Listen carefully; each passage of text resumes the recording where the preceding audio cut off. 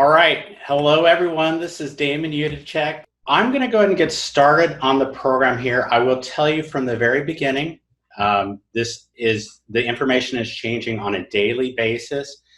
And what I'm going to go over is information that I know about right now. If you have any questions, feel free to put them in the chat. I don't know if I'll be able to get to them today. What I'm going to be talking about, there's four main things I'm going to talk about. First, I'm going to talk about the Payroll Protection Program. Then I'm going to go through the Economic Injury, Disaster Loans, and Grant. Then I'm going to talk about what we know so far about NC unemployment. Things are going to be updating. Part of that has to do with information coming down from the federal government. Then I'm going to talk about some small business tax relief as it stands now. I expect that that's going to change over time, especially right now we're looking at April 30th before the federal guidelines are not to meet with more than 10 people. As long as we're having those guidelines in place, we're probably going to continue to have some challenges with this. And we will see later on what new programs are set into place. So the first one that I'm going to talk about is the Payroll Protection Program. This is the biggest program. It's set to be about $349 billion that is loans. Some of them are forgivable. So we'll go through that. And I will share a tool that I have that will help you estimate what the loan is eligible for and the potential loan forgiveness. That's in an Excel sheet, and I'll have that available. I'll show it briefly, but it'll be available in order to be eligible for the Payroll Protection Program, you have to be a small business, less than 500 employees. You can be a sole proprietor, independent contractor, and self-employed. The one thing that I don't know is how they're going to delineate between sole proprietors, independents, and self-employed. Typically on a tax return, this is filed on a Schedule C. Now, think about this. If you have an LLC, we don't know if that's where you're going to fall under, if that's going to be based on how you're going to do that. I do expect that as we progress, there will be technical corrections given from IRS, Department of Labor, Congress on some of the things that were written into this act. As we know, with all laws, there's errors in them. So there's always corrections made, or there's further guidance that comes from that. So the maximum loan amount that you can get is going to be 2.5 times your average payroll. It's a 1% interest rate. You have 2 years to pay that. And then the first 6 months, you don't have to pay interest or principal. There is no collateral on it. You don't have to guarantee it. And if you pay it back early, there aren't any prepayment penalties. This right here is the application. It's a very simple application to fill out.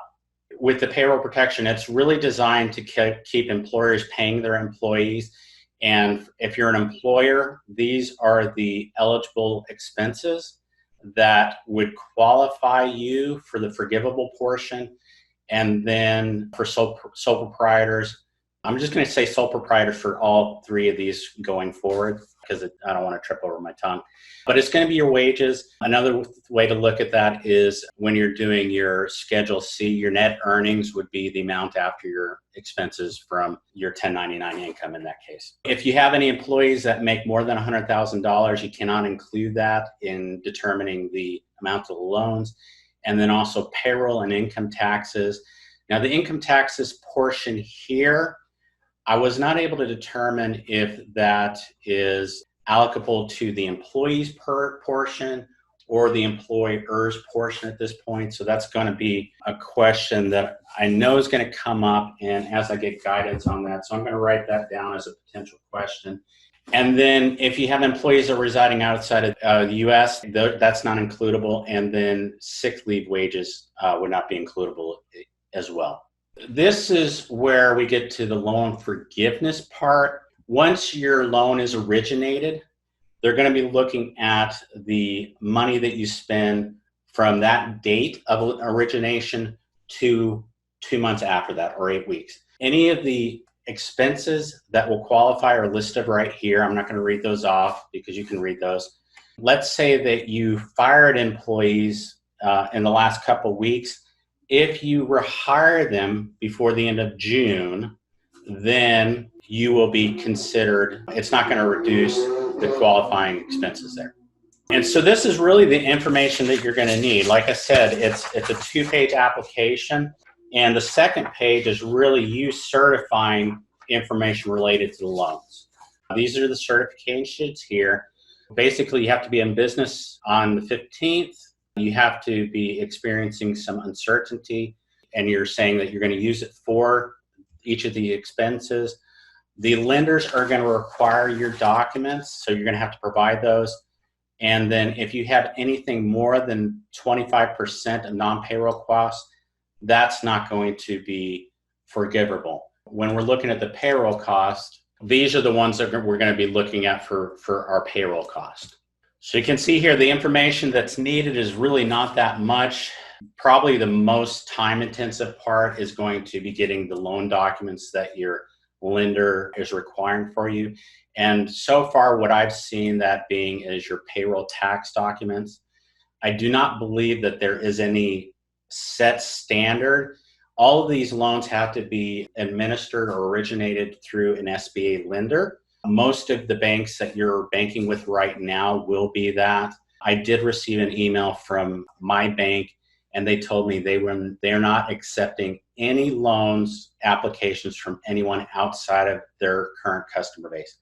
And I suspect that's going to be true for all the other banks. As you can imagine, the bankers are going to be slammed for the next couple months fulfilling these. This is a first come, first served loan program as it currently stands. So once the money's gone, the money's gone. If you're considering applying, go ahead and apply. They are suspecting it's going to take about 3 weeks for these to be approved. If you get approved and you don't want to take it later on, at least you got yourself in line for that. The typical documents, like I said, are going to be your 941s, which would be the quarterly payroll tax returns that are due to the U.S. Some banks may require you to supply the state unemployment forms.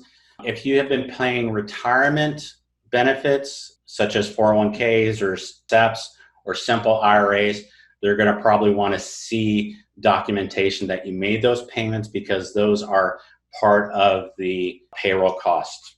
So that pretty much covers everything on the economic payroll program. The one thing I do want to talk about is the economic injury and disaster loan program.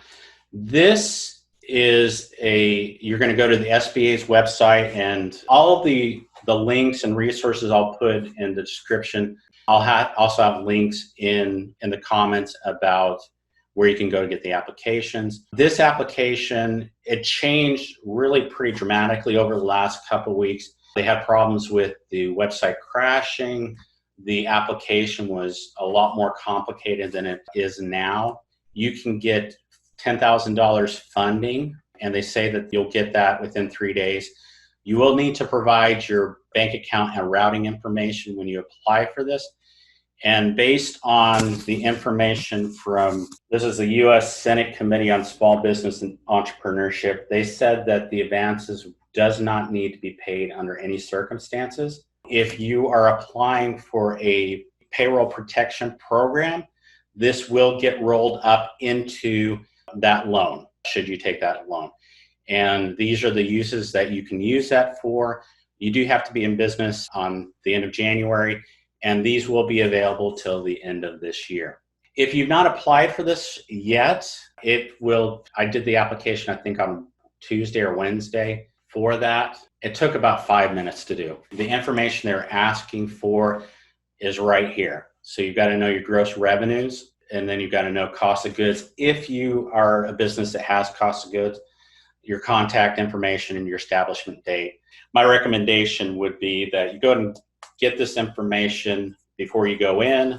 There was a question beforehand about unemployment benefits. There are special provisions through North Carolina. I can only speak to North Carolina because that's where I reside. You do have to have a Department of Employment Security account. There are a couple provisions that you have to have in place. If you are a business owner, and this was a question that I got from someone earlier today via email, For instance, if you have a S corporation and you're an employee of that S corporation, based on the unemployment office's website, they may be eligible for employment, and it doesn't hurt to apply for that. So if you are in a situation where work hours are reduced or you have to lay off employees, those employees are eligible for the claim. If you are an independent contractor, you're not eligible under North Carolina unemployment. You would be able to apply under the federal pandemic unemployment program. Typically, when you're on unemployment, you have to be searching for work. But if it's due to COVID-19, you do not have to search for work. You do have to do a weekly certification with the unemployment office, which I believe you can just do online. You want to make sure that you mark that the reason was due to COVID-19. Now, one of the things that a lot of employers wonder about, well, if I lay off someone, then my unemployment insurance premiums are going to go up. Right now, if it's due to COVID-19, then you will not be held accountable for that. And then the max benefit that a person can get would be $350 per week for up to 12 weeks. The last thing that I want to go through is some small business tax relief. There's emergency paid sick leave. And what I'm going to actually read for the document here that comes from the IRS's website. There's 6 provisions here of this is a refundable tax credit for if you pay sick leave to your employees. These are the provisions where it would be a qualifying sick paid leave. So the employee is under federal, state, or local quarantine or isolation order due to COVID-19. I know here in North Carolina, we've got a stay-at-home order. I would want to double check on that to see if that qualifies as that isolation order. So that's one. Number 2 is the employee has been advised by a healthcare provider to self-quarantine due to concerns related to COVID-19. And number 3 is the employee is experiencing symptoms of COVID-19 and seeking medical diagnosis. So under this case, if there's one of those 3 situations and you pay that employee you would have to pay them their regular wages. So it does say that it's based on the regular rate of pay, or if they're paid below the federal minimum wages, it would be bumped up to that federal minimum wage or the state minimum wage, or even local. The maximum amount would be $511 per day, and then that would be a maximum total amount paid over that sick leave period of $5,100. Now there's 3 other qualifications here. First one is the employee is caring for an individual who is subject to federal, state, or local quarantine or isolation orders related to COVID-19, or they have been advised by their healthcare provider to self-quarantine due to concerns related to COVID-19. Number 5 is the employee is caring for the child of such employee if the school or place of care of the child has been closed or the child care provider of such child is unavailable due to COVID-19 precautions. And then number 6 is going to be the employee is experiencing any other substantial, similar specifics that the U.S. Department of Health and Human Services has placed out. Now, if it's one of those 3, so that would be someone caring for someone who is either isolated or has concerns about COVID-19, if they're caring for a child due to school or daycare center being closed, and then the last one is if there's substantially similar conditions. Under that condition, then they would be eligible for that pay to that person would be eligible for $200 per day for a maximum of $2,000. Now, this is a fully refundable tax credit if the paid sick leave is submitted. These are going to be available fairly quickly after the sick leave is paid out. There's going to be some new changes to the quarterly payroll tax returns where you can submit that information there. There's a couple other credits. One is going to be for retaining your employees. So if you retain your employees from March 12th through or basically the end of this year, you will be eligible for a credit that is equal to 50% of the qualifying wages to a maximum of $10,000. And then the final thing, and this is not really under the employee retention credit, this has to do with delaying the employer portion of your payroll taxes. So this would be Social Security and Medicare that the employer pays. And so basically from now until, it might be before today, but I'm just going to say from now until the end of this year, the employer portion of those payroll taxes, you could defer payment of that, and then it would be due in 2 tranches. So let's say that the employer taxes that would be due to your 941 Social Security Mandatory Care taxes that the employer would be paying, let's say it was $10,000 that would be due from now until the end of the year. You can defer that payment until 2021 and then 2022. So in that example, $5,000 would be due December 31st of 2021 and then December 31st of 22. Here's a question on applying, and this is from Becky, applying for the payroll protection program, you're going to apply through your bank. Now for the EIDL, the Economic Injury Disaster Loans and Grants, you can apply through the SBA's website. And there's a banner at the top of the SBA's website that says COVID-19. And then a little bit further down, you'll be able to see the EIDL, or the Economic Injury Disaster Loans. From what I read, some of those can be up to $2 million, but there are some qualifications on there. So the answer then is, for the payroll protection program, you do need to go with your existing bank in order to get those loans. The other loans that are SBA loans, you would go through the SBA. A lot of these things, except for the EIDL loans, you're going to want to go to your bank. So Becky asked another question. You mentioned NC not honoring unemployment for independent contractors and the federal loan.